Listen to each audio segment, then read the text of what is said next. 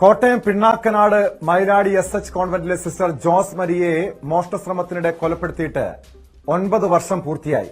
Sister Jose Maria കൊലപ്പെടുത്തിയ കേസിൽ പ്രതി സതീഷ് ബാബുവിനെ കോടതി വെറുതെ വിട്ടു. കോട്ടയം അഡീഷണൽ സെഷൻസ് കോടതിയുടേതാണ് നടപടി. തെളിവുകളുടെ അഭാവം ചൂണ്ടിക്കാട്ടിയാണ് കോടതി ഉത്തരവ്. ജി ശ്രീജിത്ത് ചേർന്നു വിശദാംശങ്ങളുമായി കോട്ടയത്ത് നിന്ന്. ശ്രീജിത്ത്, ഈ സമീപകാലത്ത് ഇത്തരം 2 പ്രധാനപ്പെട്ട കൊലക്കേസുകൾ, അതായത് ഒന്ന് റിയാസ് മൗലവി കൊലക്കേസ്, ആ കേസിലെ പ്രതികളെ കോടതി വെറുതെ വിട്ടത് സമീപകാലത്താണ്. ഇപ്പോൾ മറ്റൊരു പ്രമാദമായ കൊലക്കേസ്, സിസ്റ്റർ ജോസ് മരിയെ മോഷണശ്രമത്തിനിടെ കൊലപ്പെടുത്തിയ കേസ്. അന്ന് പ്രതിക്കെതിരെ കൃത്യമായ തെളിവുകൾ ശേഖരിക്കാൻ അന്വേഷണ സംഘത്തിന് കഴിഞ്ഞിരുന്നു എന്നാണ് അവർ അവകാശപ്പെട്ടത്. പക്ഷേ ഏത് സാഹചര്യത്തിലാണ് ഇത്തരം കോടതിയിൽ നിന്നും ഒരു തിരിച്ചടി ഉണ്ടായിരിക്കുന്നത്, പ്രതിയെ വെറുതെ വിട്ടിരിക്കുന്നത്?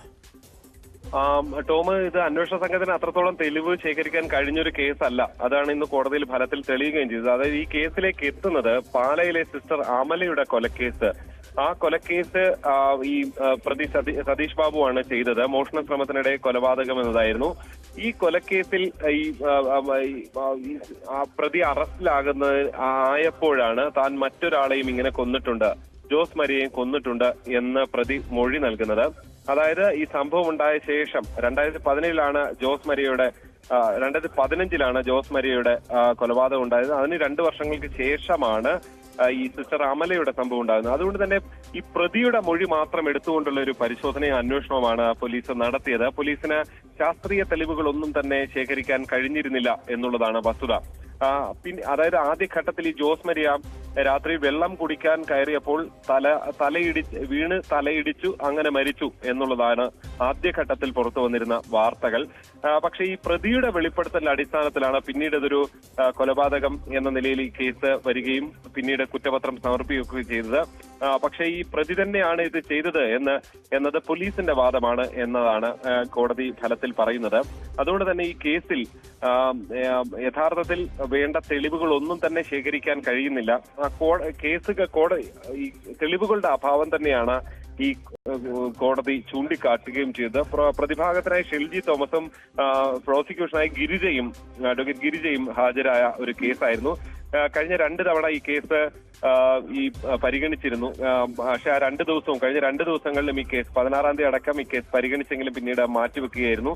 പ്രതിയെ ആദ്യഘട്ടത്തിൽ തിരുവനന്തപുരത്ത് നിന്ന് വീഡിയോ കോൺഫറൻസ് വഴിയാണ് ഹാജരാക്കിയത്. പക്ഷേ തൊട്ടടുത്ത ദിവസം, അതായത് പ്രതിയെ നേരിട്ട് ഹാജരാക്കണം എന്ന് കോടതി ആവശ്യപ്പെടുകയായിരുന്നു. അങ്ങനെ നേരിട്ട് കഴിഞ്ഞ ദിവസം ഹാജരാക്കിയെങ്കിലും അന്നും ഈ കേസ് മാറ്റിവെക്കുകയായിരുന്നു. അങ്ങനെയാണ് ഇത് 3-ാം തവണയാണ് ഇത് വിധി പറയാനെടുത്ത 3-ാമത്തെ ദിവസമാണ് ഇന്ന്. അങ്ങനെയാണ് ഈ കേസിൽ ഇന്നിപ്പോൾ വിധി വന്നിരിക്കുന്നത്. എന്തായാലും ഈ പ്രതിയെ സതീഷ് ബാബുവിനെ, കാസർഗോഡ് സ്വദേശിയാണ് സതീഷ് ബാബുവിനെ കോടതി വെറുതെ വിട്ടിരിക്കുകയാണ്. ശ്രീജിത്ത്, എന്തായിരിക്കും പ്രോസിക്യൂഷന്റെ അടുത്ത നീക്കം? ഈ വിധിക്കെതിരെ ഉടൻ തന്നെ അപ്പീൽ നൽകുമോ? അക്കാര്യങ്ങൾ പോലീസ് ഈ വിധിയുടെ പകർപ്പ് ലഭിച്ച ശേഷം ആലോചിച്ച് തുടർ നടപടി എന്നുള്ളതാണ് പ്രോസിക്യൂഷന്റെ തീരുമാനം. എന്തായാലും ഈ കേസുമായി ബന്ധപ്പെട്ട് പോലീസിന്റെ അന്വേഷണത്തിലടക്കം പല പരിമിതികളും ഉണ്ടായിരുന്നു എന്നുള്ളതാണ്. കാരണം വർഷങ്ങൾക്ക് ശേഷം നടന്ന ഒരു സംഭവത്തിൽ തെളിവുകൾ പലപ്പോഴും ഇല്ല.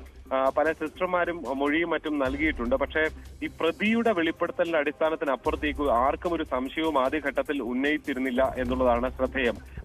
ഈ സിസ്റ്റർ തലയടിച്ച് വീണു മരിച്ചു എന്ന നിലയിലാണ് ആദ്യഘട്ടത്തിലുണ്ടായിരുന്ന നിഗമനങ്ങൾ. അതുകൊണ്ട് തന്നെ ഫലത്തിൽ അങ്ങനൊരു പരാതി പോലും ഇല്ലായിരുന്ന ഒരു സംഭവം കൂടിയാണ് പിന്നീട് പ്രതിയുടെ വെളിപ്പെടുത്തൽ എന്ന നിലയിൽ പോലീസ് അവതരിപ്പിക്കുന്നത്. അതിൽ കോടതി പൂർണ്ണമായും അത് വിശ്വസിക്കാൻ തയ്യാറാകുന്നില്ല എന്നത് വേണം മനസ്സിലാക്കാൻ. അതിന്റെ അടിസ്ഥാനത്തിൽ തന്നെയാണ് ഇന്നിപ്പോൾ ഈ കേസിൽ കോടതി പ്രതിയെ വെറുതെ വിടുന്ന ഒരു സാഹചര്യത്തിലേക്ക് കാര്യങ്ങൾ എത്തിയിരിക്കുന്നത്. സ്വാഭാവികമായും വിധി പകർപ്പ് വൈകുന്നേരത്തോടു കൂടി ലഭിക്കുമെന്ന് വേണം മനസ്സിലാക്കാൻ. അതിനുശേഷമായിരിക്കും തുടർ നടപടികൾ ആലോചിച്ച് ഉണ്ടാകുക.